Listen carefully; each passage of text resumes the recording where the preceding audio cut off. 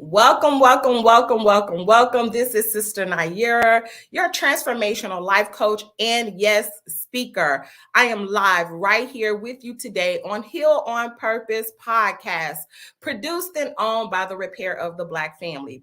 Once again, we are here with episode number 12. That's right, y'all. 12 episodes. Can you believe it? Well, we're here with you today. And not only are we here helping to give solutions to eradicate generational traumas, dramas, limiting beliefs, and self-sabotaging behavior patterns, we are here to continue to add value to your process of healing.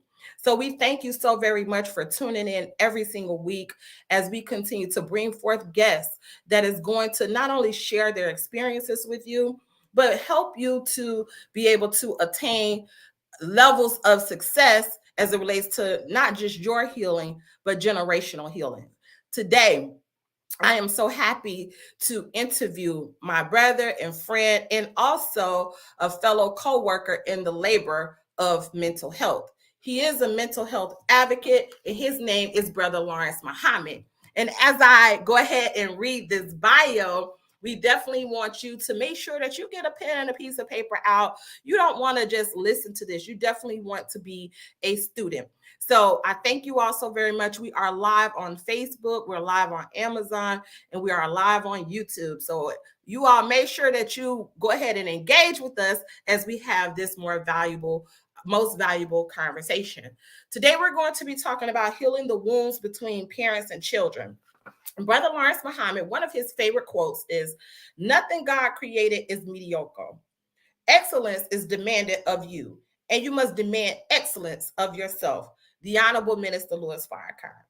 Lawrence Muhammad is a successful graphic and web designer. He is the father of a beautiful daughter, Aaliyah, who is the apple of his eye. He attended the University of New Orleans and the University of Louisiana at Monroe, majoring in computer science. Lawrence is certified as a Gold Seal Dianetics auditor and a certified communications supervisor. He loves motivating and helping others to see the best of themselves. Being a teacher, inspirational speaker, Lawrence is well known for his work in the community by helping others with self-improvement, emphasizing mental health, and promoting well-being. Today, family, this is my guest, Brother Lawrence Muhammad.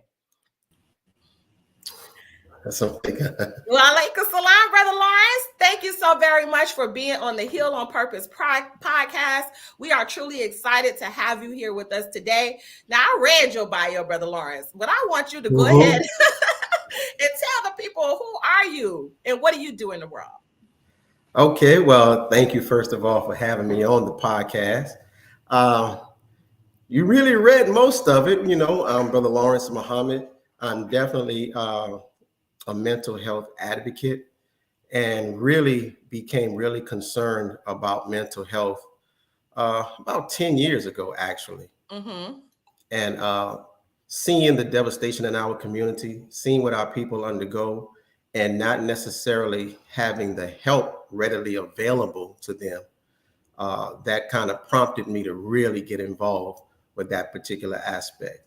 So by trade, yes, I am a web and graphic designer by trade, but by heart and spirit, I'm a mental health advocate. And we've helped a lot of people and are still helping a lot of people. And as we get further into the program, we'll get further into mental health because there's a big misconception about what mental health really and truly is. All right, beautiful. And so, Brother Lawrence, I do see here in your bio that you have a daughter who is the apple of your eye. Okay, Yes. Go ahead and tell us about that daughter, Brother Lawrence. My baby. I have a 27-year-old baby. And she definitely is, of course, the apple of my eye. Her name is Aaliyah. And she is actually boxes, actually. And she actually is waiting on me. I'm waiting on her so we can get in the ring together and do our thing. But yeah, Wow. that is my baby. Wow. Okay. So wait a minute. She boxes. Yes. And you're going to get in the ring with her. That's right. What a way to build a relationship. Yeah, we're going to put our skills to the test. Yes, sir. You know, that's really key. And we're talking about healing the wounds between parents and children. And just your intro alone shows, you know, that you have a healthy relationship with your daughter, which is, you know, in this day and time, it's kind of rare for men, Black men in particular, to have that very good relationship, you know, with their daughters. Because most of the Black men, according to statistics, is not in the home. I was reading something the other day where it says 70% of births, as it relates to 2019, 70% of the births are to single family homes, to Black women, single families, 70%. So that's like out of 100 homes, 70% doesn't have the father present. Yeah. And so we understand the psychological effect of that and how necessary it is to heal the wounds, especially with Black fathers, according to statistics, not being in the home. And so that's the chapter in your book. And I just wanted to know, why is this topic so important to you? And how did you, you know, build that relationship with your daughter to have that healthy relationship? So why is this topic, let's start right there. Why is this topic so important to you? It's definitely important to me because of, first of all, my childhood and relationship with my father. And we did not have the best of relationships. But as time went on, you know, when things occurred in our lives and in my life in particular, we had to have this hard conversation, you know, on who he was, who I am, his relationship to me, the relationship that we didn't have, and even what I thought that a father-son relationship should be versus what it actually was. And so we had to really and truly have a hard conversation. And in that conversation, I found out some things about my father that I didn't know about his upbringing. So with all of that, it come to find out that the way that he was handling me was actually the way that he was handled as a child. So in my anger and not really having my father there the way I wanted to have him there for me, I had to kind of pull back on that and realize, hey, he's experienced some things as well.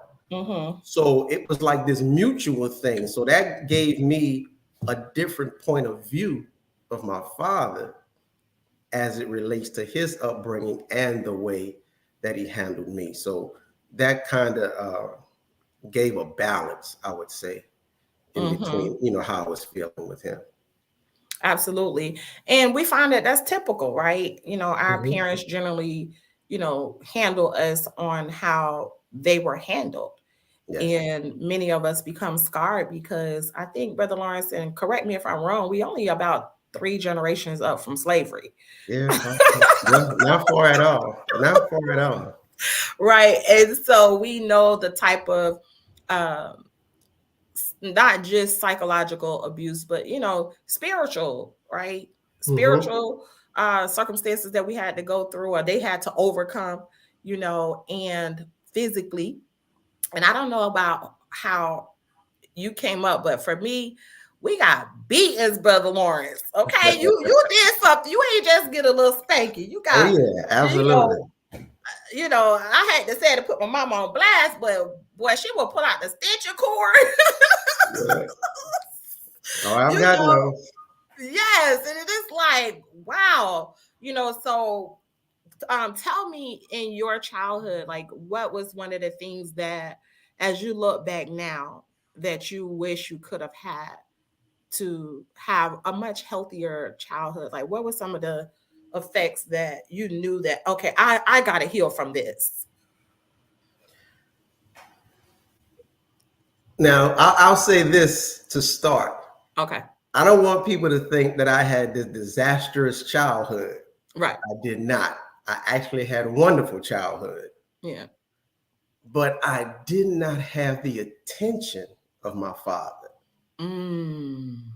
I did not have that, that father-son type of relationship where we would go fishing together, we would go places together, we would do. My father worked, Mm-hmm. and when he came home from work, he was tired, Mm-hmm. and that was like the basics of our relationship. Mm-hmm. But I did not have that emotional father figure in my life. I did not have that father figure that I can go and talk to when I was having situations or problems that was happening in my life. I just didn't have that kind of father. But that's what I wanted, and that's what I needed. And so as a child, all of my feelings I kept bottled up inside. So I wouldn't talk to anybody about anything. I just handled it on my own. And that's kind of how I grew up, not saying much, not doing this, that, and the other, because I never really had an outlet. And I think that that's the biggest part, is having an outlet to be able to express yourself to someone whom you can trust and someone who you can relate to. And I just didn't have that. And, quickly to get on my daughter and our relationship. And I want to be honest with you about that. Our relationship is a relationship that's actually in progress. And so it's like those things that happened between myself and my father spilled over with myself and my daughter. Not that I didn't love her, not that I didn't want to be there for her, but I didn't know how. And, coming into the teachings and then going further into study, learning about communication, learning about human interaction, and just the love portion. See, we can love, but don't know how to express that love. Hold on, just hold that point right there, brother. Yes, go. Okay. I know I want you to continue, but I definitely don't want this to escape the audience, the listening audience. I feel like that's a very valid point. You said that we can love, but we don't know how to express that love.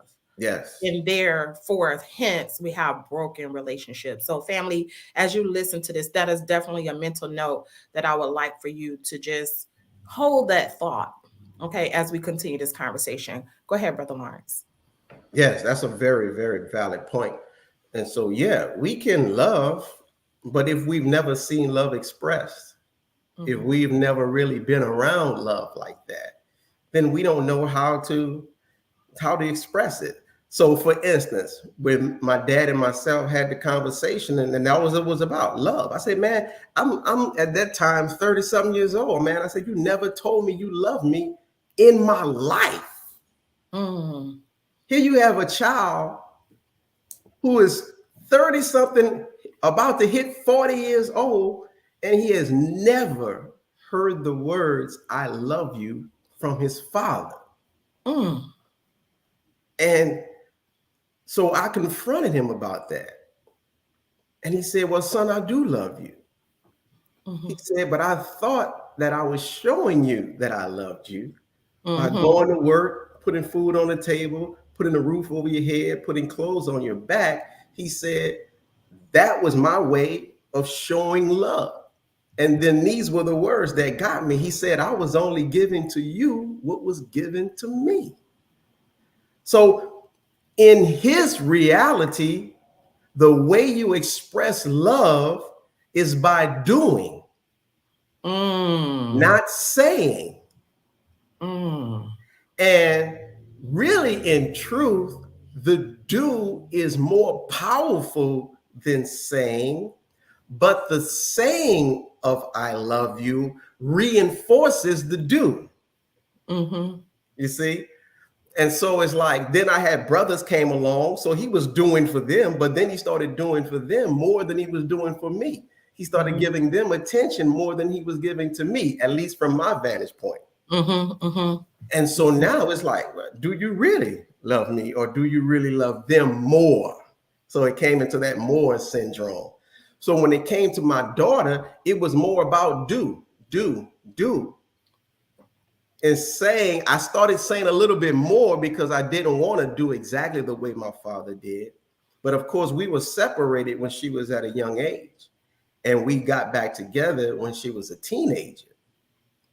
And no, I'll say this, it does not matter for the brothers in particular. It does not matter how long you are apart from your child. Mm-hmm. There is something in that child, in particular girl children, that longs for their fathers. Absolutely. You know, and I had a brother who kind of coached me through the situation because it was a kind of volatile situation at points. And he would say, don't worry. He said, when she gets old enough, she'll find you. And For I was sure. like, but man, I want to just do this and do that. He said, just be patient. And I was patient. And he said, one day she's going to find you and she's going to want to have the conversation. Absolutely. Absolutely. And it was like one day, out of the blue, she called and wanted to have the conversation. Wow. And my heart started racing. And I was like, this is it. And from that point, we've been Gucci. Okay, you and your baby girl, your apple of your eye. Praise be to Allah. Thank you all. So, family, as you are listening, definitely we want to hear from the listening audience. So go ahead. You are welcome to make comments. You're welcome to ask questions. We definitely want to hear from you. And so, Brother Lawrence, you gave us such a beautiful depiction of your relationship with your father and how many of us, you know, can relate to that story. Our families, our parents just did for us. Okay. That's right. Look, you know, I love you. Got food on the table, right? That's right. You got somewhere to lay your head. Okay. Right. You know, so it was more like, you know, don't just worry about what I got to say. Just look at what I'm doing for you. And many of us had to go through that experience. But like you said, it closed you off, right? Yes. And you know, you just really didn't talk much. And that was some of the effects. Did you have any behavioral things that you had to go through, you went through as a result of not having the male figure as present as you would have liked? Like, did you act out in any kind of way? I didn't act out as far as getting in trouble, like in the streets or anything like that. So I'll preface it with this. So basically, my communication with my father was inhibited. And when a person has inhibited communication, they try to find outlets in order to let that communication flow. So I was excellent in school when it comes to schoolwork, but I always got in trouble for behavior. Because my teachers would report back to my mom that Lawrence is fine. He does all of his work, but once he finishes his work, he disturbs all the other students. You know, and this is, and I would just talk so much in class. I would always get in trouble, detention and all that type of stuff in school. And for senior day, they would give everybody, you know, their prizes or this or that for senior day. Some would be like most likely to succeed, most likely to do this and such and such. Well, the thing that I was given was Mr. Know-It-All. And they gave me my present was a dictionary. Wow. In high school. Wow. Because I talk so much and people were like, well, you think you know everything and this, that, and the other, because I would always talk on different subjects. But I would say, so it wasn't necessarily the acting out, but it was the portion of when I was alone by myself. I wouldn't really say much or interact with other people in that. So I kind of closed myself off, and I was really good at being by myself. And that spilled over into my relationships because I want to be alone. I'm not used to talking to nobody, you know, on very that valid point. level. That's it's just me. Yeah. Wow. And that's interesting. I definitely want to explore that a little bit. But I did have a thought that I feel like will not just be good for the purpose of conversation, but for that one sister that's out there, that one Black woman that's raising a male child, right? And maybe missing the presence of the father. And that is in school and don't know how to channel that energy, right? And they become labeled as bad, right? Or having Yes. difficulty in class or in school. And as Black women, because we don't have all of the tools to raise a Black young man, we get frustrated. And we handle that frustration like, I'm gonna beat y'all behind every time they come from school because they done been reported by the teacher. But the real core of the issue is that young man just wants some attention. Yes. Like, give us, how do you handle that? Like, what should a mother do? And what did your mom do, if you don't mind, to be able to fulfill that or, give way to that? That's an excellent question. My mom showered me with love. She really did. And my mom would tell me that she loved me. And it was to the point. Now check out how serious this situation is. I'm in elementary school. Remember, I can't talk to my father. And I'm thinking like this in elementary school. And there was this young girl that I liked. And so we're here in New Orleans. So I'm dark skinned. She was very light skinned. And so I wanted her to be my girlfriend. And she was like, nah, I can't be your girlfriend because you too dark. And I mean, that kind of, my heart sank. And I went home and my mom was like, baby, what's wrong? And these are the words that I told my mother, because it was something that had been going on for a while. But when the young girl denied me, it just hit home. And I told my mother, I want to kill myself. And she said, baby, why do you want to kill yourself? I said, because I'm too dark. See, I hated myself. I hated my complexion. As a child in elementary school. And she hugged me and she said, oh, baby, she said, you are beautiful. She said, you mama's little chocolate baby. She said, I love you. She said, don't worry about that little girl. She losing out. She said, you are precious. You are beautiful. So my mother would always reinforce love in me. She would always tell me, you can do anything that you want to do with your life. I never got that from my father. So when a sister who's raising a young man is going through those situations, and where he may be getting disciplinary actions, or his behavior may be off, or he's out there wild and things of that nature, it's because that father figure is missing. Even though my mother showered me with love, I still needed my father.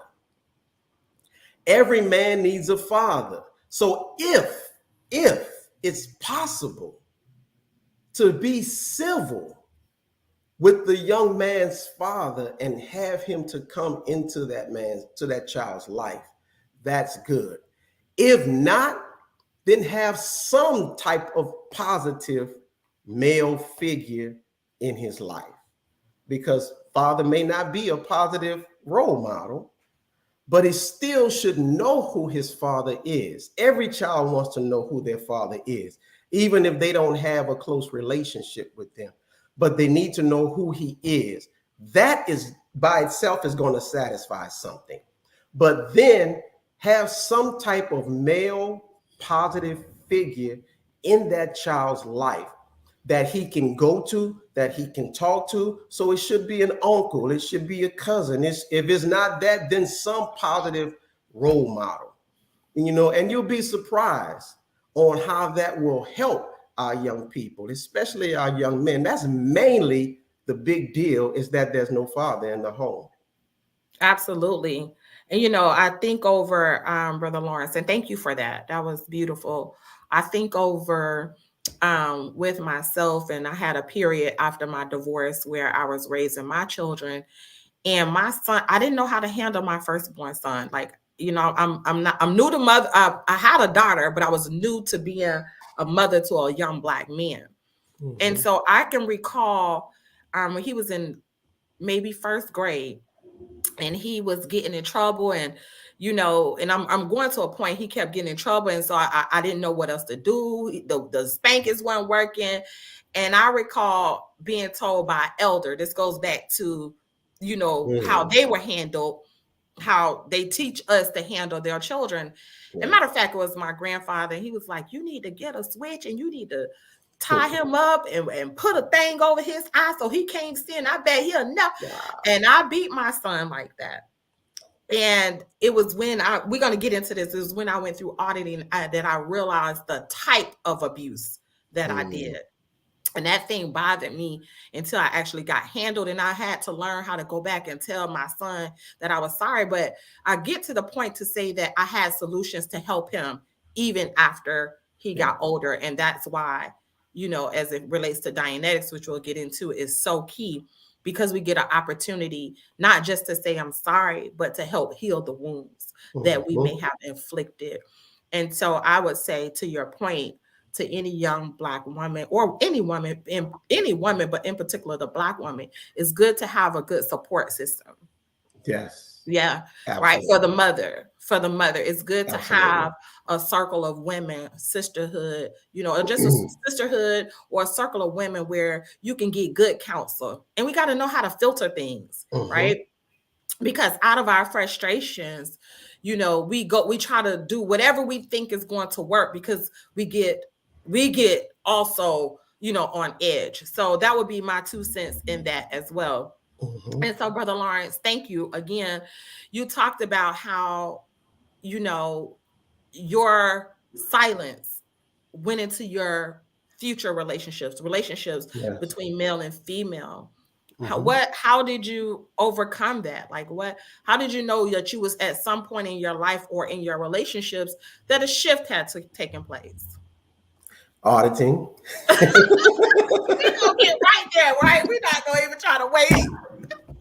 I mean, that's I mean, that's what happened. Now, let me say this.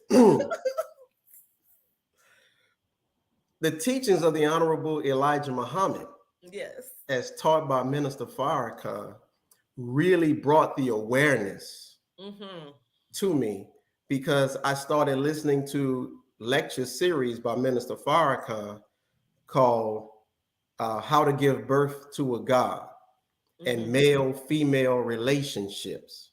And so I had never been taught about male-female relationships. And so those were eye-opening to me. And so I would try to start applying those things, and they actually worked. The things that the minister says actually worked. But the thing that kept happening was I kept reverting back to my old self, not understanding that the things that had taken place in my life were still there. Even though I had come into a new body of knowledge, those things that had happened were still there, and they would rear their heads up when we would get into an argument or disagreement. Then all of a sudden that old Lawrence would come out. So that's what I'm saying. We got that other side. We come in the truth. We striving to live a righteous life. But that's it. They got that saying, well, scratch the surface. That's right. The wet is still there. And the N-word still come right out.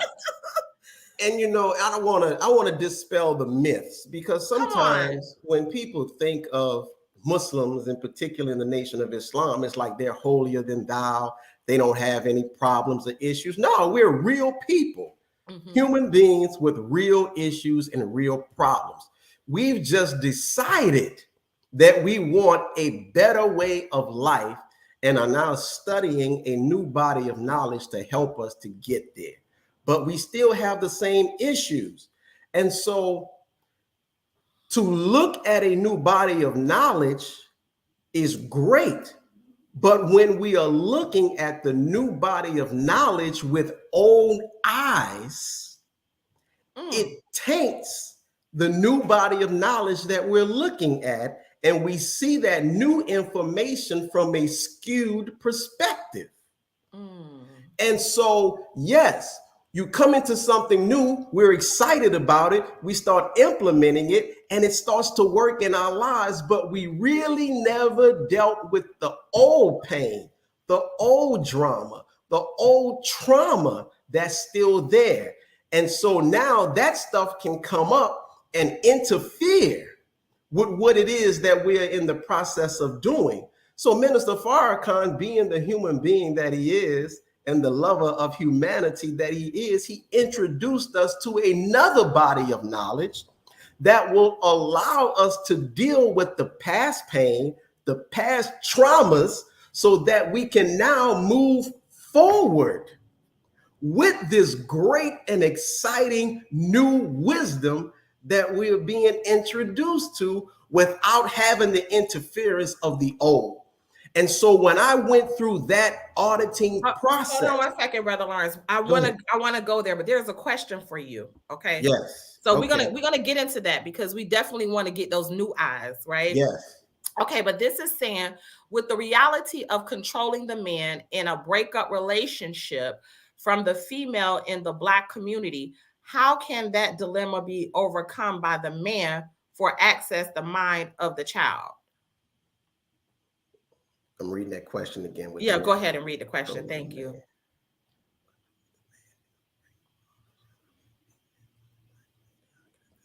Overcome by the man, access of the mind of the child. Oh my God, that's an awesome question. Yes, sir. So let's go there before we get into this tool of technology to deal with these past traumas. That question is my life.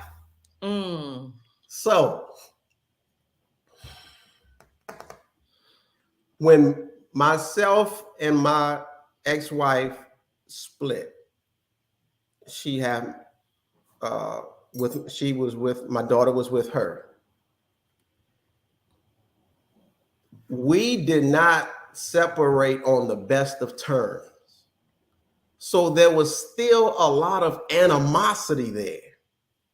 There was still a lot of hurt there, a lot of pain that was there. And in that situation, my daughter became the pawn in the game, if you will. So it was like I was unable to really talk to her like I wanted to, be there for her like I wanted to. And then on top of that, they up and moved to an entirely different state. So where at least I was in the same state, now we're in two completely different states. And, so we had to go through all of the rigmarole and things of that nature. But what happened was, this is one of the things I learned while going through processing. I learned this valuable lesson about communication. And this is why communication is my favorite subject. So in the communication course, we learned that even though you may be separated from someone, or there may be animosity between you and someone, the more you communicate and consistently communicate, eventually it starts to break down barriers. So for men who are going through a situation where they have a child and there may be some animosity between the man and the mother of that child, continue to communicate. Don't acknowledge the negativity. Wait, I want whoever watching this to put this in the comment section. Do not acknowledge the negative communication. That's right. Don't acknowledge that. That's very difficult to do. Especially, when we be like, what, you getting on my nerves. That's right. Right? And you can be like boiling over. Okay, so show us how to get through this, Brother Lawrence. Yes. So do not acknowledge the negativity. On the inside of you, you're going to be burning. You're going to feel like you want to just do all kind of crazy stuff, but you have to stay in control. Even when, because we have to understand this. This is not necessarily a man versus woman thing. And even though we may be separated and brothers may be looking at the sister and saying she's the problem, and sisters are looking at the brothers and saying, well, he's the problem. As a man, we have to swallow our pride and man and say, look, there had to be something that I did. So I had to contribute to this in some way, in some fashion that hurt her. And once I acknowledged that there was something that I did to hurt her and contribute to this situation, so when she is venting on us, that will help us to not try to retaliate because I did play a role in this in some way, shape, form, or fashion. So it's going to be difficult, but yes, ma'am, I understand.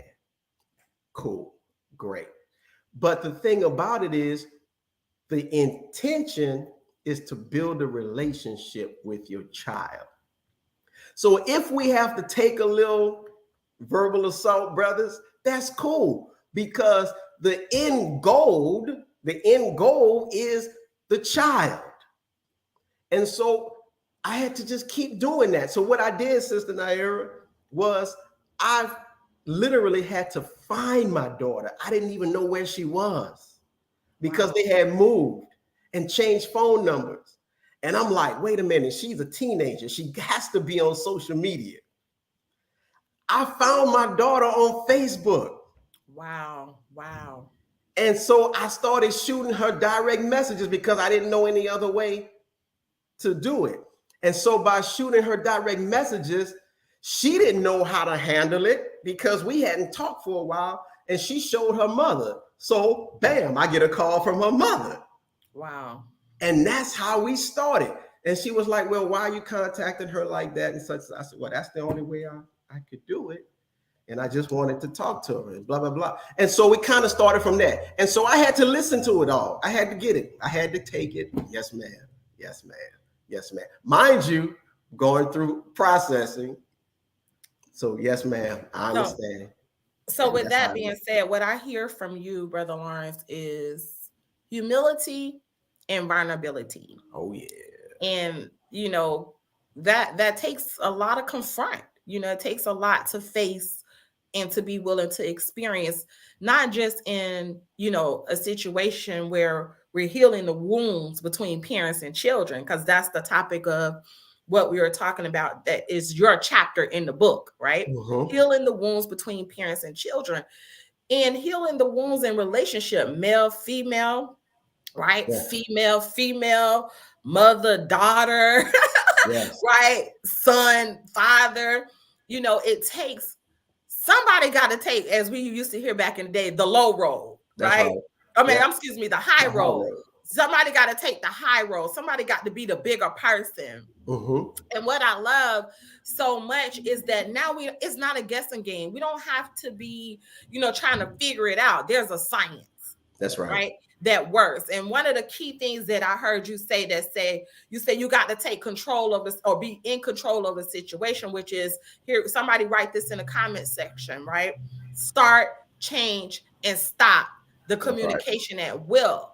But again, you got to be willing to go through something to grow through something.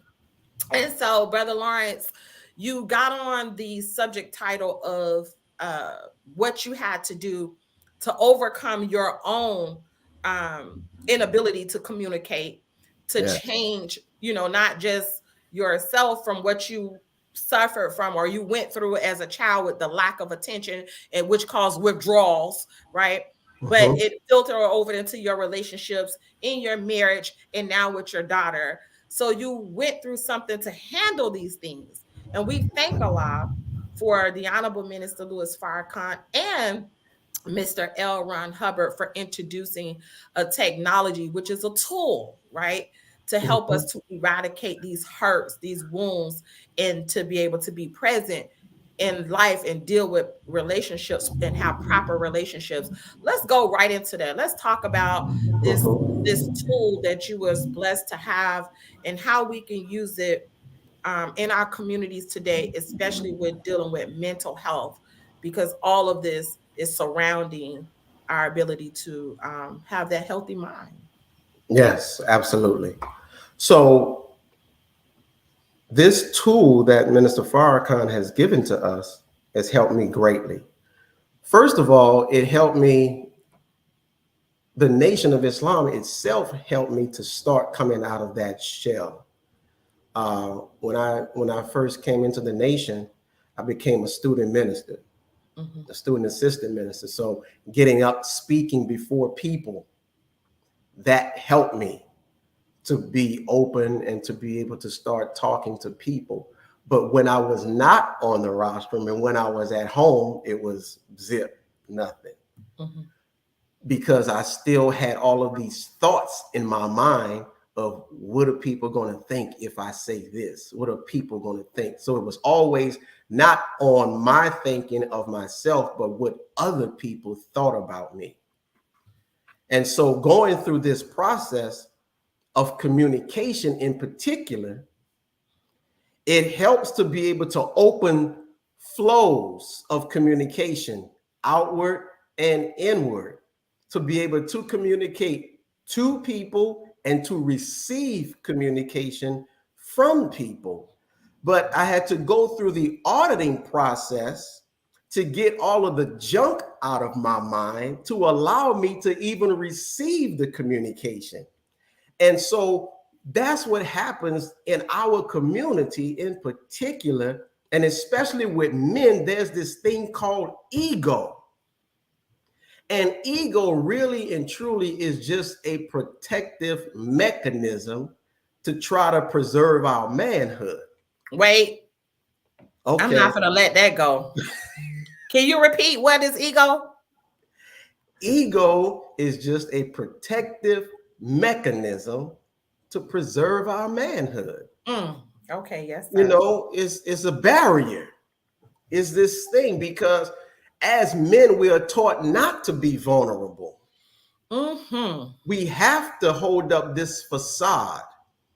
But what we don't really understand and realize how freeing being vulnerable is. No, now when I'm saying being vulnerable, it doesn't mean be a doormat Right. to let people walk over you. What it means is that being vulnerable is allowing your feelings to show, allowing yourself to be in a position where you can receive criticism, critique, and not allow it to destroy us, and be able to get in touch with ourselves in who we really and truly are. So the teachings of the Honorable Elijah Muhammad does that. Dianetics does that. And when you put the two together, it does it on such an incredible level to where I got to the point where, like, well, I really don't care what people think about me. This is what I feel. This is where I am at this moment. So what happened was the emotions that I started expressing were the correct emotions for the moment. Mm-hmm. And Mm-hmm. when we are able to now express ourselves correctly in the moment, now we come into emotional maturity. We're Yes. dealing with a Yes. lot of emotional immaturity. So there's a lot of screaming and yelling back and forth because we're all caught up in our feelings, caught up in our emotions, but don't know how to put those emotions in check and be able to express them at the proper time. And so this process that I went through, one of them was a particular communication cycle. Once you get up into a little higher level of auditing, where Hold on 1 second, Brother Lawrence. I don't want the audience, for those that don't know, and hold yes, that point. Dianetics is the modern science to mental health, right? yes, So we want to put that there. And auditing is a therapy session. Yes. It's where you have someone that actually sits with you, listen and compute, and does not evaluate for you. They literally help you get through and process that pain. Beautiful. Yes. So let's continue. Yes. So yes, this particular therapy that I went through dealt with communication itself. And when I finished that particular process, I could communicate with anyone on any level about anything and not get offended when the conversation turned to me. Because now I'm able to look at myself. And if it's true, okay, I'll deal with it. If it's not true, then okay, I put that to the side. And I think that's what's happening. We really don't know how to handle certain things, especially if it's not true about us. So the Honorable Elijah Muhammad said, if you really want to test the person, say something about them that's not true, and you'll see the real person come out. And so I'm able now, by God's grace and permission, to have conversations, sometimes real difficult conversations, but to be able to come out of those conversations with a new sense of awareness. Okay, this is what I could have done better. This is what I can improve on, and vice versa for the other person. It should be the same way. And so I think that's very valuable, and that will quell a lot of hurt, frustration, pain in our community once we truly learn how to communicate with one another and not talk at or yell at one another expecting to get a result. Beautiful. Thank you, Brother Lawrence. Now, as we continue on, you are a mental health advocate, right? Yes. And y'all got to get the book, Repair the Black Family, so that you can really get into Brother Lawrence's story. Brother Lawrence, you are a mental health advocate, which is very rare for Black men to advocate for mental health, right? Because Yes. I know that, as you said, we're taught like don't talk about your problems, right? You're a mental health advocate. Why? Well, first and foremost, and keep a mental note, can Black men really go through a process and find themselves vulnerable enough to take responsibility for their healing? Is it necessary? That's one. Okay. Mm-hmm. And why Dianetics? You know, this is a new word for, we got to keep it real 100. This is a new thing for the Black community. Our people are afraid of this technology, Dianetics, but it's very effective. Mm-hmm. And so I'm going to ask you, from not just experience, but your training, why Dianetics? So let's talk about Black men healing, because I feel like that's the sanity of the family, right? Why Black men, and is it possible, especially in 2022, and why the use of Dianetics in particular, specifically? Yeah. Oh, that's a lot. I don't know we had I time. know it is, but you got it. Because you're a mental health advocate. So look, the Bible says where there is no vision, the people perish. Okay. In relationships, in marriages, if the man does not have a vision for the family perishes. In order for the man to have vision, he must be in the proper or right frame of mind. And when we're dealing with mental health, there's this misconception about what mental health is. When you start talking about mental health, people think you're calling them crazy. And that's not necessarily the case.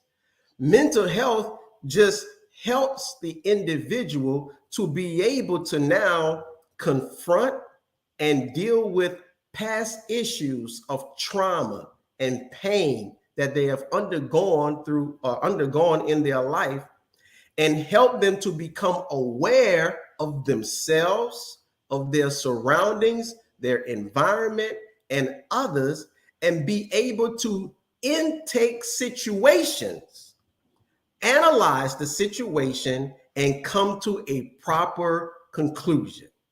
So to wrap that up, it just helps you and I to make proper decisions in life. And so Black men in particular, yes, we can do it. And yes, we should do it, because if the man is not in the forefront, then our whole community is lost. And this is how our community has come into the condition that it's in right now, because the enemy had to first get rid of the man or the male figure in the home. So you take the man out of the home, you put the woman in charge of the home and the children, and now there is no vision because the sister now is surviving. She doesn't have time. Yes, she doesn't have time to think 5 and 10 and 20 years in the future, because she's trying to go to work, feed the children, raise the children, make sure the children are straight, make sure she's correct, all of these things. So she doesn't have time to plan for the future like that. And so why Dianetics, the modern science of mental health? We've been hearing about mental health for a long time, but yet our community is getting worse and worse and worse. So there must be something that's missing in this world's therapy of mental health, because otherwise we should be seeing our people getting better. Dianetics. Black people are afraid of the word Dianetics. Why? Because the enemy has made them afraid of the word Dianetics and L. Ron Hubbard. Now you have to think on your own on this one. Anytime the government tells you that something is not good for you, we should look at it twice. Because when has this government ever given you and I anything that is good or beneficial to us? And then on top of that, we have a man in our midst, the Honorable Minister Louis Farrakhan, who has a track record of being an advocate for Black people, being a servant of Black people for all of his life. And this is something that he looked into. This is something that he examined and found it good for us and brought it back to us. So just on that alone, we should say, well, if Farrakhan gave it the nod, then at least let me go and check it out. But what the enemy does, he spooks us out to certain things. Oh, then they say, Black people don't like to be involved with nothing that has to do with hatred or racism, because we just a good people by heart. So it comes up, well, L. Ron Hubbard was a racist and he was this and he was that, but no one ever actually shows where L. Ron Hubbard said these things, did these things, or open up one of his books and shows where the racism is. And so I've had the privilege of going through his books and courses, and I haven't found the racism yet. So we family have to now stop listening to others and start listening to our own, who has our best interest at heart. Dianetics can help us, and not just help us along in coping with situations. No, actually to eradicate, to get rid of those pains, get rid of those traumas, to where you don't have to deal with those things anymore. You're going to have problems in life because life is problems, but you and I will be able to handle problems, handle life when it comes our way. And that's what this is all about. And I think it's vital that Black men heal, because Wait, Black men have say been that one more time. silent for so long. Vital.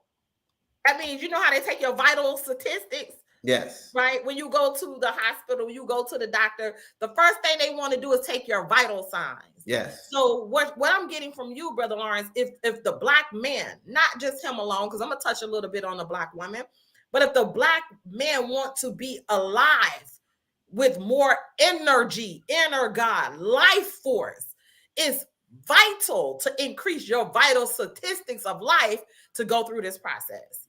Yes, absolutely. My Absolutely. God. We have to My God. understand. Look, very quickly, every pain, every trauma that we experience in our life takes away a little bit of our spirit. So where at one point where we were very energetic, we were very vital, we were very enthusiastic about life. Now we're not so enthusiastic. We're not so vital. We're not so energetic about life. It's like now we're doubting life, man. I don't even know what my life is going to be like tomorrow. So what Dianetics does is it removes those pains, it removes those traumas, and returns that life or that energy or spirit that was captured by those pains. So now it gives us back the vitality that we once had. And once we get that vitality back again, now we can start looking at life from an entirely different perspective, and we can now envision what my life can look like way down the line in the future, what my family can look like way down in the future, and then actually go to work to produce that. That's what Dianetics does. My God. Yes. Thank you. Thank you, Brother Lawrence. Family, you are listening to Heal on Purpose podcast. So everything that you are hearing today, we're identifying problems, but we're also giving you solutions, right? That can actually take us from these past traumas, limiting beliefs, and self-sabotaging behavior patterns to work on yourself, your family, your community, your nation, the world, right? And so, Brother Lawrence, as you talked about, it is necessary. Basically, it's a requirement for Black men to heal. And just looking at having proper relationships or building proper relationships, I think a lot. I've been married for 23 years, happily married. Thank God. My husband is the engineer of this program, by the way. Go ahead, and, you know, and he has the beautiful training of the FOI, the fruit of Islam. And coming into this relationship, my husband had been in the military, and being in the ranks of Muhammad helped to develop him, as I see, in his manhood training. But there are still things that I personally felt that I was affected by what he had gone through in the military, that he wasn't able to fully extract from himself to heal on purpose. And so watching him go through this auditing process, which was the therapy that the Honorable Minister Louis Farrakhan prescribed, not only was he healing, but I was healing because of the things that I felt like of his impediments, not intentionally, that I went at the effect of.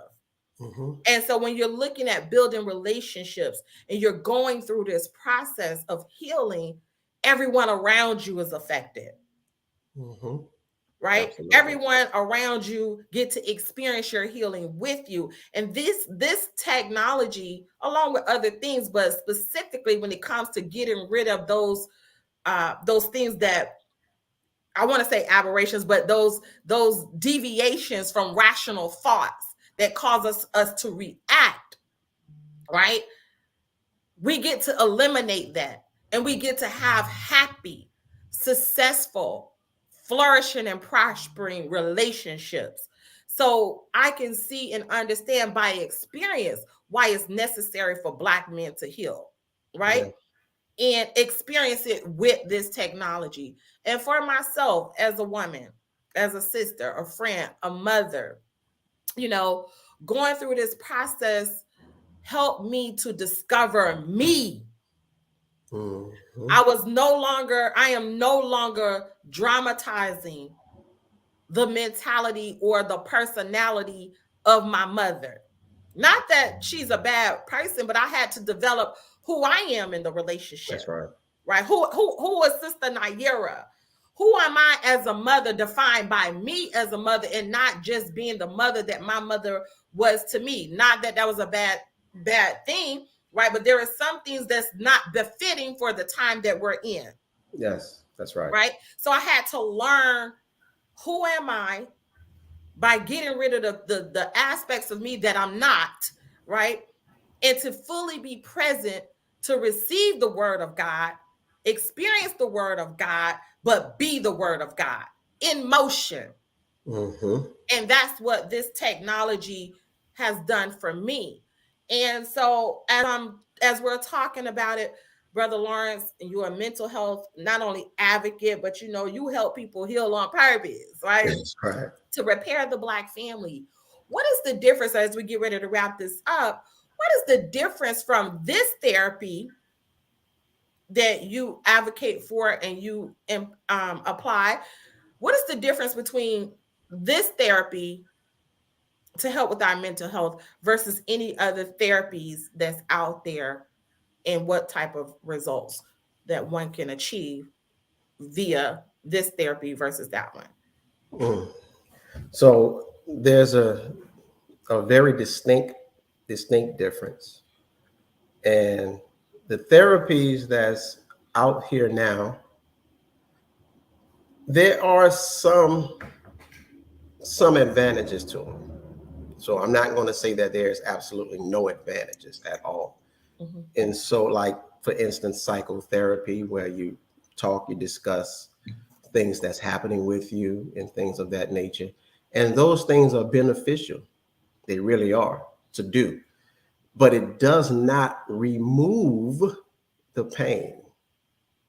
It only allows you and I to get that buildup out where we feel a little bit better, but that pain from that incident is still there.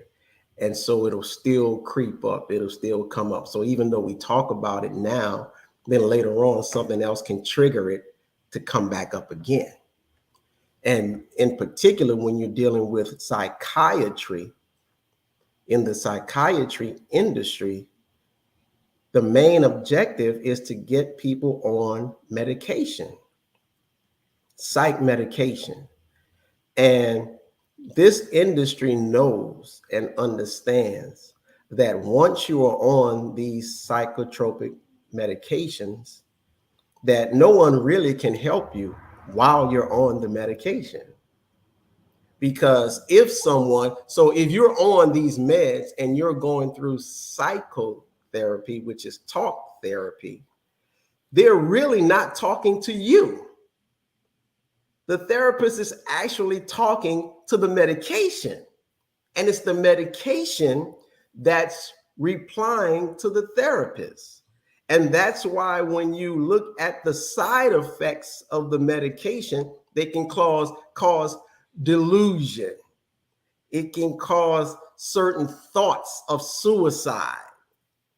So those are actual thoughts, and you can hear the words in the thoughts. So when the therapist is talking to the person, it's actually the medication that's replying, and they're not getting through to the individual. Dianetics does not use medication at all. It is a completely natural therapy that allows the person that's undergoing the therapy to actually heal themselves. Mm-hmm. It allows the person undergoing the therapy to actually go back to those instances of pain, go back to those instances of trauma, and be able to actually confront them, meaning look at them, deal with them, and then you come to the realization on your own that this can't harm me. I'm good. And once you come to that realization and you've gone over that incident a few times, then all of a sudden you start to find out that that incident has no power over you. And you break that chain of that incident to where that chain now, or that incident, is refiled in your mind as just a memory, but it doesn't have the pain attached to it anymore. It doesn't have all of those other things attached to it that drains your energy anymore. So now you can actually talk about it and it doesn't affect you. Somebody may have lost a loved one and they're not the same person that they used to be, because that still has a drain on them. So what Dianetics does is you have someone with you that helps you through the process, because you may not be as strong on your own to face those difficulties, but the auditor, the person who actually does the auditing, they are not affected by what you have gone through. And so their energy combined with your energy can now help you to overcome it. But the auditor does not come to any realizations for you. They don't calculate for you. They don't come to any conclusions for you. You do that on your own. And in doing that, that empowers you. So in therapy, other therapies, the therapist tells you what's wrong with you. Oh, this is why you have this bad relationship with your mother. And this is why. And that's the wrong thing to do, because now the person is unable to come to their own conclusions. Which means they can't think for themselves. They cannot think for themselves. Dianetics allows you to think for yourself, come to your own conclusion, and then from that point on, you can start trusting your decisions in life. You ever had people who always want to do something, but then they ask you, what do you think I should do? That's a person who is not confident in their own ability to make the right decisions.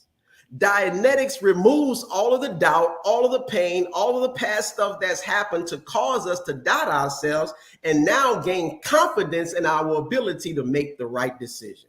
Absolutely. And Dianetics does. And it is definitely freedom, because the one thing the slaves couldn't own was their own minds. That's right. They had to be told everything what to do, you know. That's and right. So it enables you. It enables you to become free, to be free thinking men and women, eradicating fear. Like that's the one thing that I know for me, that I was able to eradicate layers of fear, right? Yes.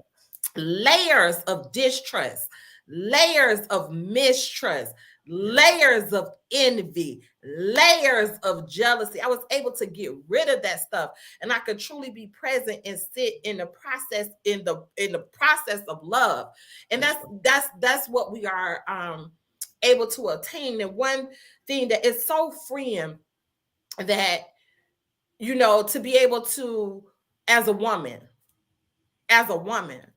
to be able to say, I've gone through domestic violence, and there's no emotional attachment to that. And I don't have to bash those who I was at the effect of and going through domestic violence, or seeing where my mother went through that and have a hatred for men, right? Yes. I was able to rid myself of that, being able to rid myself of the experience of molestation and rape or whatever. Most people, when they go through these things and they talk about it, they still at that emotional pain, you know, of whatever. You know, some people are disconnected from their mothers or their fathers, and they don't have the ability to be in proper relationships, especially as women. The first thing we do is we denounce women. I don't do women. You know, I can truly say that now I've gone through where I can truly love another Black woman, you know. And so this is why I encourage it so much, you know, that we are truly able to heal the wounds, Brother Lawrence. Yes. And this program is called Heal on Purpose, because it gets one to focus intentionally.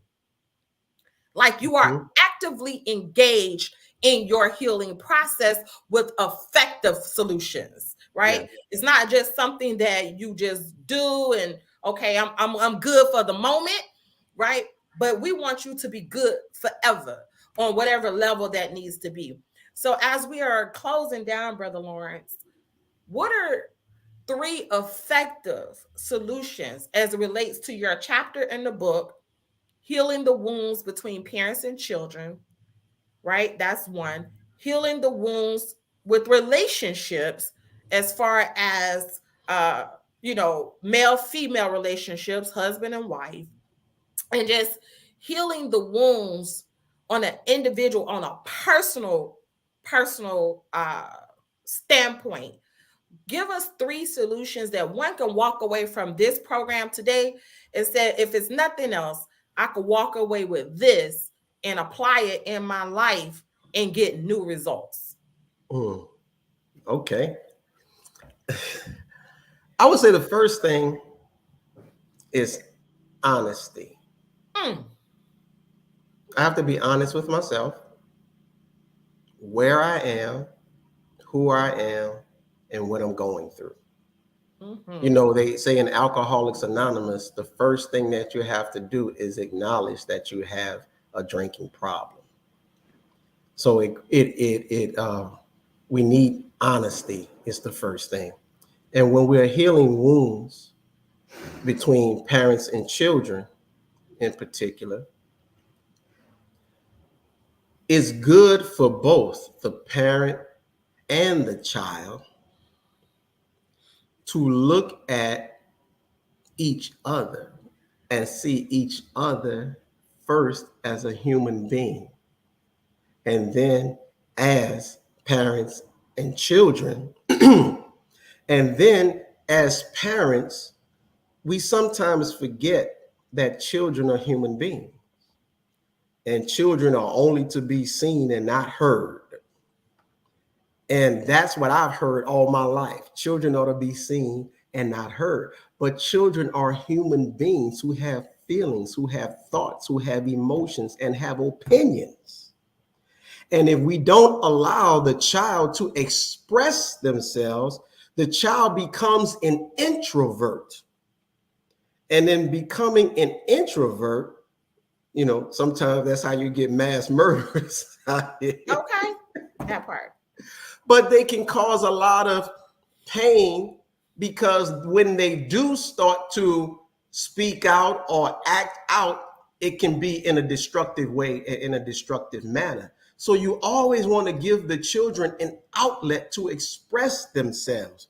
When you go into other communities, they have activities for their children to express themselves. They have football, little league, they have theater, they have all of these different activities for their children to express themselves and to express themselves to the parents. And I think that both need to do that. And the child has to also look at the parent as a human being with feelings, with opinions, that has ups and downs. And I think when both parent and child can see from each other from that perspective, then we can build better relationships. Same thing with relationships, male and female, husband and wife. We have to be honest and acknowledge our part in whatever is taking place or has taken place that has caused friction in that relationship. We have to accept what we did and then work on correcting what it is that we did. So even if you are not with that person anymore, you still have to, and we still have to look at ourselves and correct ourselves, because you don't want to bring that same baggage into the next relationship. Oh, yes, and so God, you don't want that person to have to go through those things that you went through previously. So we want to learn from our past mistakes.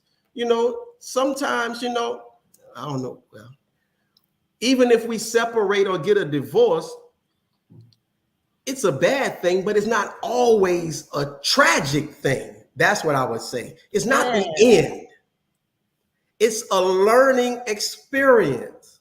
and you still can have a beautiful and wonderful relationship with someone else after divorce. But if we don't learn from the previous relationship or relationships, then we're going to repeat the same cycles again. So proper communication in that relationship is what is needed. Honesty. There's this I know we got to hurry up. Oh no, you good. Go ahead. There's this movie called The War Room. Mm-hmm. Right? It's a Christian movie. It's called The War Room. But it's a prayer room for this lady to go in. And my thing is, I said, man, I had to learn from my mistakes in marriage and things of that nature. And I said, you know what? I said, when I get married again, I said, me and my wife are going to have a war room. And what the war room is that whenever there's disagreements, things that we have to talk about, I said, wait, we're going to stop. We're going to have a room in the home that's dedicated to just that. We go in that room, iron out any issues, iron out any situations, talk about it, and come out of the war room and leave it there. Because the rest of the house, this is peace. So it's just that place that we go to, our prayer room, but it's the place where we go to discuss, not to argue, not to fight, but to lay out, okay, this is what's happening. This is what I feel. This is what's happening with me. This is what I feel. This is how we can solve this. And we go into the war room and we make peace and we come out. And so that's what I would say for that as well. And I would say we all must learn proper communication, not just communication, proper communication. And in doing that, we will start to see our relationships get better. We will start to see the love between the two and between parents and children grow because of proper communication. And by doing that, that's what got myself and my daughter back, on good terms again, that we about to get in the ring. We not about to get in the ring for no bad stuff, but we about to get in the ring because I do martial arts, she do boxing, and now she thinks she can whip me. And so now we're going to have to deal with that. But those are the things that I would say. And I would say this, Sister Naira, I would say this. Mm-hmm. For anyone, the teachings of the most honorable Elijah Muhammad is absolutely the root and the base for us. That is what gives you and I our identity. Mm-hmm. The teachings of the Honorable Elijah Muhammad is that which connects you and I to our Creator. And so when you couple the teachings of the Honorable Elijah Muhammad as taught by the Honorable Minister Louis Farrakhan with this technology and science of the mind called Dianetics, you and I have an unstoppable force. Yes, no one can stop you when you know who you are, whose you are, your relationship to the Creator, and know that you, in fact, are a God. Yes, and then you take the science and get rid of all the trash, all of the rubble, all of the muck and the mire out of our minds so that we can see this teaching purely and properly. It allows you and I to be the God that we already are. Beautiful. Thank you, Brother Lawrence, for that. And I just want to make sure that the listening audience got the 3 solution, which is 1, honesty, 2, acknowledge, 3, proper communication. Yeah. Praise be to Allah. Listen, family, we are healing on purpose, which means you absolutely, for yourself, have to take time out for your healing. And when you take time out for your healing by any means necessary, it don't just affect you, it affects everyone around you. And heal on purpose is not a cliche. It is work in progress. And to repair the Black family is to repair humanity. So we got to take responsibility for self first. family, and then ultimately nation, world. What are you willing to take responsibility for? Who are you willing to take responsibility for? So you got to be ready, first and foremost, in my viewpoint and experience, is to take responsibility for yourself. That's right. And so, Brother Lawrence, not only are you a father, a brother, a mental health advocate, a student of the Honorable Minister Louis Farrakhan and the Nation of Islam, you are a best-selling author, international best-selling author. That's right. Right? Brother Lawrence, what did you learn about yourself in this journey to becoming a best-selling author, telling your story, right? Many of us got untold stories, Brother Lawrence. What did you learn about yourself becoming a best-selling, international best-selling author? Writing that was the most challenging thing I've ever done. Because, man, when you write a book in particular about your life experiences, you are on display. Your life is on display for the world. And so I learned that, first of all, I could do it because I had been getting people telling me that I should write a book.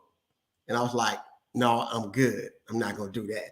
But it took Sister Naira hijacking you to force me to write this book. She put a gun to my head. You.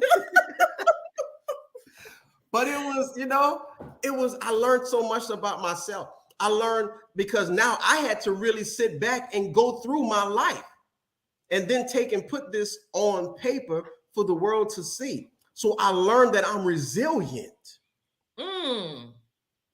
I learned that I can endure. I learned that I am intelligent and I am relevant. Wait a minute. Hold it. Stop. Resilient. Yes. You can endure. Yes. Relevant and intelligent. Okay. Yes. Yes, sir. I learned all those things from writing my chapter in the book. And I was like, wow, I really could do this. Because we're all afraid of the unknown. We're all afraid of that place that we haven't been yet. And really, there's nothing to be afraid of. We just have to do it. And so what I learned is that if we just take the step and keep moving in that direction, we will be successful. It's all about taking a step. Beautiful. And you are a part of a collaboration book where we have 33 powerful authors telling their story in one book. What would you say that you learned? What is the value of doing a collaboration book? Well, there's always power in unity. And with these beautiful and wonderful international best-selling authors, I was able to read their stories. And believe it or not, you're dealing with 33 authors, and these 33 stories, one of those stories are bound to touch someone's life.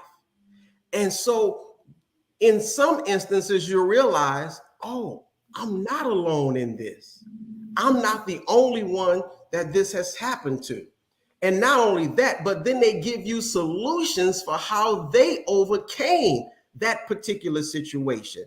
And so the authors that we have are from all different walks of life.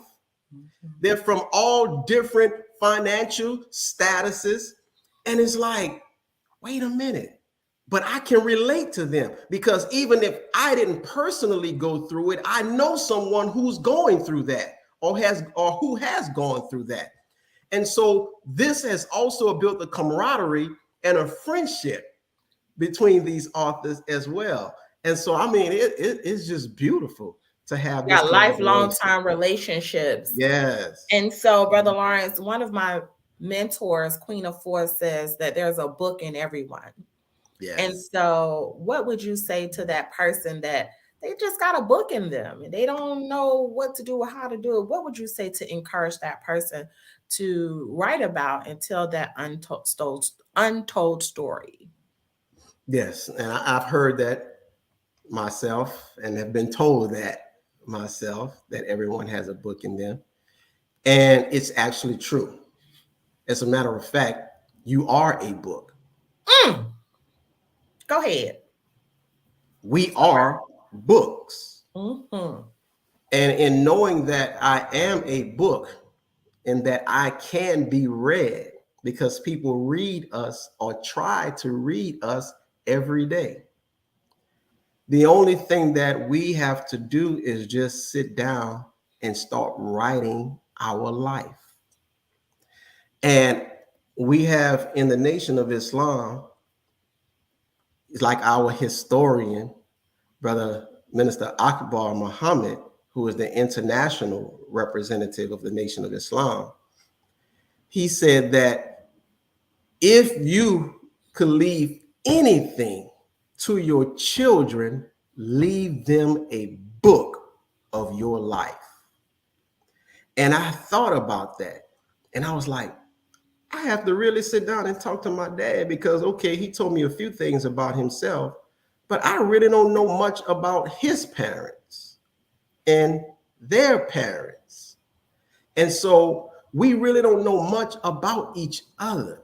But it's really easy to, once you start, sometimes it's hard to start now, but once you get started, then it starts to flow because you're writing about your life, and just let it flow. Sometimes, and this is what I did, and this is when I got writer's block, because there were some things that were flowing and I didn't want to say it. And I was like, no, I'm not going to say that. But then I had to be like, well, just write it all out and just let it all flow. And I promise you, when you do that, that is an actual therapy session. Mm-hmm. Because we've all kept things bottled up inside of us. So every human being has a book in them, because every human being is a book. We just have to start writing it down. And, just do a little bit at a time, a little bit every day. And you'll be surprised at what you wind up with at the end. Absolutely. And that's why I love our editing team, Second Glance. Yeah. Second Glance editing team. They help us to get it out and tell the story in real time. So, Brother Lawrence, and this is the last question. Okay. What's next? Well, I have one more after this, and that's how to contact you. What's next for Brother Lawrence? Brother Lawrence, what's next is, first of all, we are going to be doing some traveling. Yes. Around this country. Yes. Coming to help our people. Mm-hmm. So the next stop for Repair the Black Family is Mexico. Mexico. We going to Mexico. Mexico. And then we have two more. Chicago, that's on the schedule. We have Florida, that's on the schedule. So we come in the cities. We're coming to heal minds and heal people and heal families and relationships. That's the main thing that's going on with Brother Lawrence right now. It's about the healing process. Right. And I really had to come to that realization that, Brother Lawrence, this is your work. Yes, sir. To help the Minister Farrakhan in the healing process of our people. That's right. Healers for Farrakhan. That's who we are. That's right. Yeah. Spiritual physicians. That's right. Come on now. And so, Brother Lawrence, how can one get in contact with you directly, especially when it comes to healing a relationship or healing the wounds between parents and children, and just on any level? You are a graphic arts designer. You do much, much more. How can one get in direct communication with you? Well, you can get in direct communication with me. Probably the best way for dealing with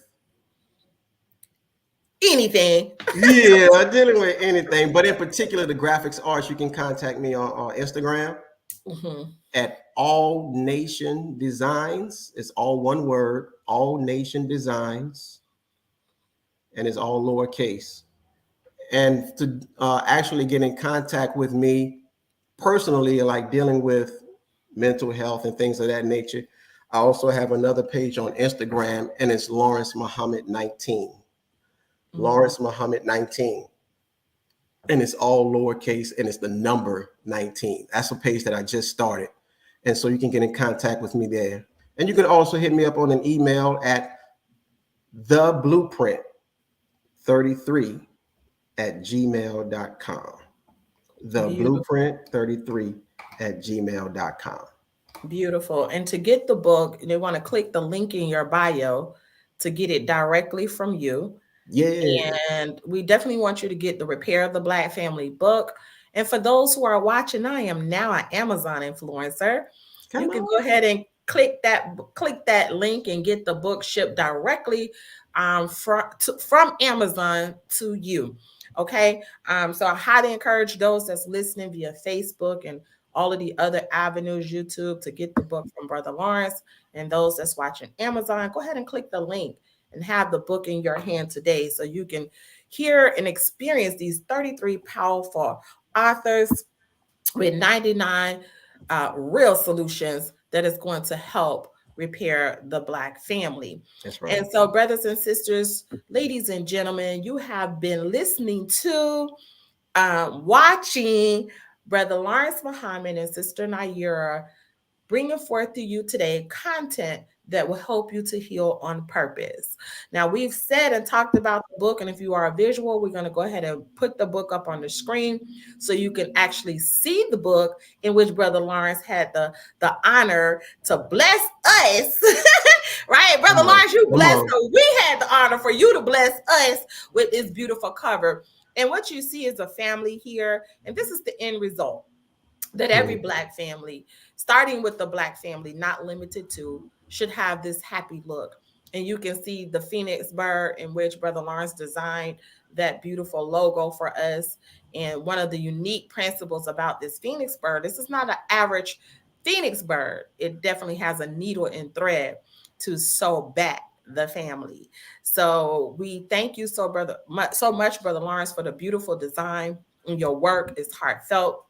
And in addition to the book, we have our new merchandise. Yay! Come on. These beautiful t-shirts that we are now. You can heal on purpose and wear it on your chest. Let me say that one more time.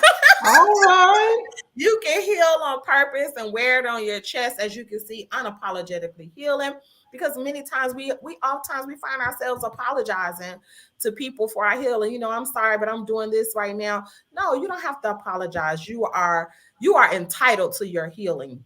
That's and right. So with that being said, you also have the Heal on Purpose. Now, every one of these shirts, when you purchase the shirts, it goes towards us being able to further our work. Now, we have a lot of knowledge and we have a lot of love, but I got to be honest, we don't have a lot of money. Right. And it takes money to go around the country and do these things and provide goods and services that people can actually use and to be able to heal on purpose. So in exchange, we are asking that you donate towards the shirts and get this beautiful shirt and wear your healing on your chest. You can get these things on our website at www.repairoftheblackfamily.com. Go ahead and purchase your shirt today. And last but not least, the most exciting thing that I have going on in my life right now, Brother Lawrence, and the listening audience, we're going to Egypt. Okay. Come on. Okay, we're going to Egypt, the return to the motherland. Right now, September 18th through the 25th, transformational life coaching retreat in Giza, Egypt. And it's not just transformational, it's activation, right?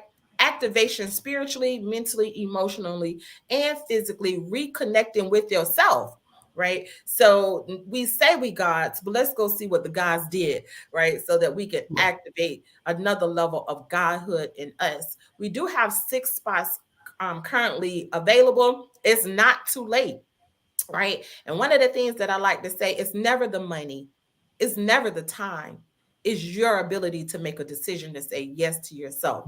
So if you're ready for new results, go ahead and sacrifice and invest in you because you are worth you. So you can get more information on that and with that by texting 727-623 5555, the word Egypt. New results in your life, okay? And Brother Lawrence, that's all that I have to share and say today. I thank you so very much for taking the time out of your schedule and doing what you love to do, and that is to impart knowledge, right? Our people are destroyed from the lack of That's knowledge. right. And to impart knowledge increases one awareness, which is vision. So where there's no vision, Mm. the people shall perish.